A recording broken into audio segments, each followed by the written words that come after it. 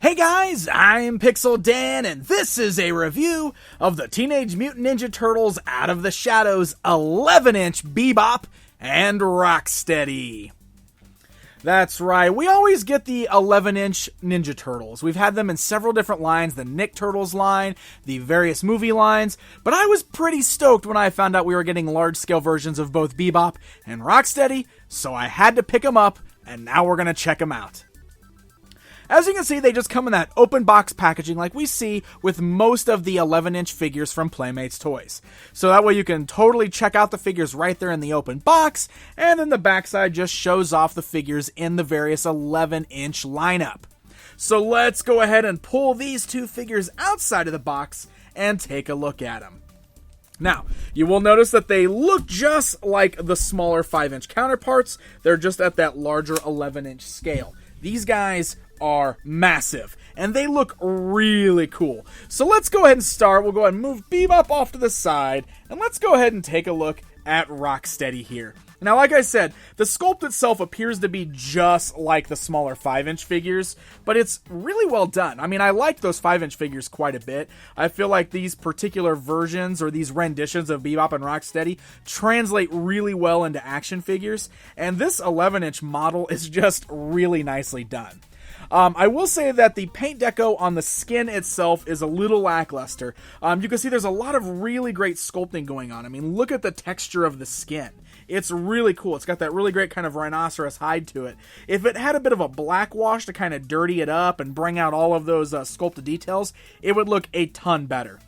But otherwise, I'm pretty happy with the overall look of this guy. And there's still some really nice details going on here. I mean, if you look back up here at the head, he's got a green helmet on his head. The goggles on the front are kind of a brownish color. Got the blue pupils in the eyes. I love the way that he's got like teeth hanging out of just one side of his mouth. I feel like that's such a cool classic Ninja Turtles action figure feel.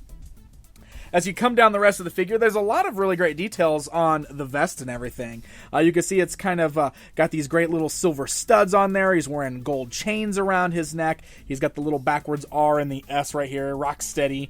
If you flip around to the back of the vest, he's got this is the same thing that was on the little figure. I think that says Ion Fisk. I'm not exactly sure what that is yet.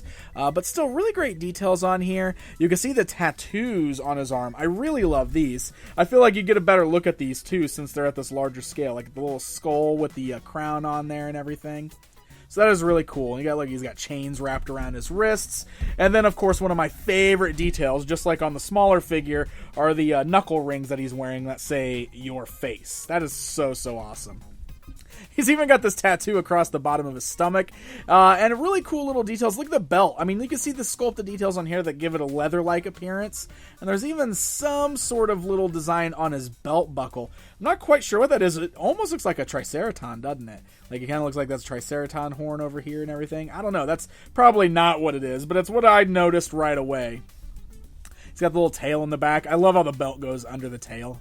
It does look like this part right here should still be colored like his skin tone, but since they cut the articulation there, I guess, because they're just molded in these colors, so they didn't put the extra paint there. We just got the little army print down here. We got the nice chain hanging off of the belt, and then the great big stomper boots here, the brown boots. So, really cool. I like the design of them overall. Let's go ahead and talk articulation here. It's just like we saw on the smaller figure. You got that head on a nice joint that lets them look left and right and slightly move it up and down. You do have the ball joints at the shoulder, so the arms can go forwards, backwards. You got swivels at the elbow. You got a nice standard joint at the elbow. You got swivels at the wrist. You got that waist cut that I showed you. That tail articulates side to side. And then we've got those hinge joints at the thighs, so legs can go outwards, forwards, and backwards. Nice knee bend. And a swivel at the knee, so a really, really great amount of articulation. The figure is lightweight. You can tell he's hollow, but he still feels sturdy. I mean, he doesn't feel cheap, that's for sure. It's probably good that he's not solid, obviously, because kids need to be able to pick him up. He's not ultra heavy or anything, but he feels well constructed. All the joints are tight, and he just feels like a nice sturdy figure ready to be bashed around, which is really cool. He comes with one accessory, being the bat wrapped in the barbed wire or the chains here. Unpainted, and it's super hollow. I mean, you can just hear how hollow that is. I wish that was a little bit thicker. If anything, this should have been solid plastic. I'm fine with the figure itself being more hollow, but this does feel a little cheap. But you can get it held in either one of his hands there, so that way you can pose him with his baseball bat. All right, we're going to go ahead and bring in Bebop next. I really love the Bebop design. I just think he looks so great in action figure form here. And again, a lot of really great details going on with this, just like we saw with our Rocksteady there. I mean, look at that. Great details on the skin, all that great hide of the warthog there. Again, if we had a little bit of a dry brushing or like a wash maybe on there, I feel like that could really bring out some of those details and make it look even better. Also, I wish the eyes were painted. You can really see the eyes on this, and they're just the same color as his skin tone. So that's a bit of a bummer. He does have the pinkish color glasses, the pink mohawk, and the beard. I kind of prefer the dark purple look, but the pink is okay, and it does kind of match up with the first release of the smaller action figure. He's got a lot of great details on the back of his jacket. They do go unpainted, unfortunately, but still, all these great studs and spikes and everything are really great on the sculpt there. And then just like with Rocksteady, you can see how his belt kind of comes down underneath his tail. This part right here should definitely be the same color as his skin, but since they're just molded in these color plastics, we did not get the extra paint there. Flipping back around to the other side, you can just see that we do got nice silver spikes on the gauntlets there, which is pretty cool.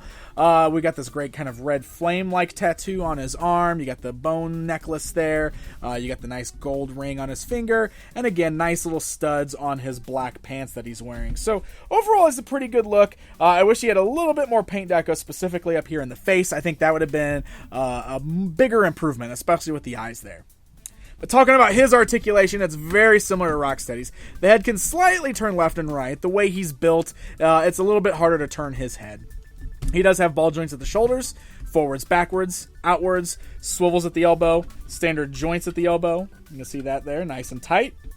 And then you got swivels at the wrist down here as well. Again, really tight joints on there. You can turn them at the waist. You can turn that tail on the back. You get the hinge joints at the thighs, so legs can go outwards, forwards, and backwards. Standard joint at the knee, as well as the swivel on the knee. So just a really great range of motion. Works pretty great with both of these guys. And then he comes with his crowbar accessory. And this is made of a nice solid plastic, so it's very thick. You can fit that in his hand. And it does, if you put it sideways like this, he's got a nice tight grip on it, so you can pose him with that there.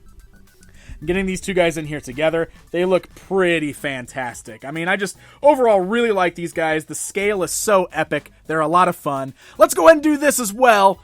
It's comparison time. That way you can see what these larger 11 scale figures look like standing alongside their 5-inch counterparts. You can see that the designs are pretty much exactly the same, but there's just a huge scale difference between them. So there you go, my friends. There's a look at the brand new 11-inch Bebop and Rocksteady from the Out of the Shadows film. I really like these. Like I said, that scale is epic. They feel awesome. They've got a great sturdiness to them that's perfect for just like bashing them together, fighting with the turtles. Man, you can even pose these with like the 11-inch Nicktoons version of Shredder, and I feel like that looks pretty good. That's a pretty sweet little team right there. So really cool. If you enjoy the larger scale figures, I would definitely recommend picking up Bebop and Rocksteady. I think they're pretty well done. More paint would be nice, but otherwise, they're solid figures. I like them quite a bit. So these guys are hitting store shelves right now, so happy hunting, my friends. And hey, if you enjoyed this video, why not hit the like button and also hit that subscribe button. That way, you never miss out on one of my Ninja Turtles reviews. Until next time, my friends.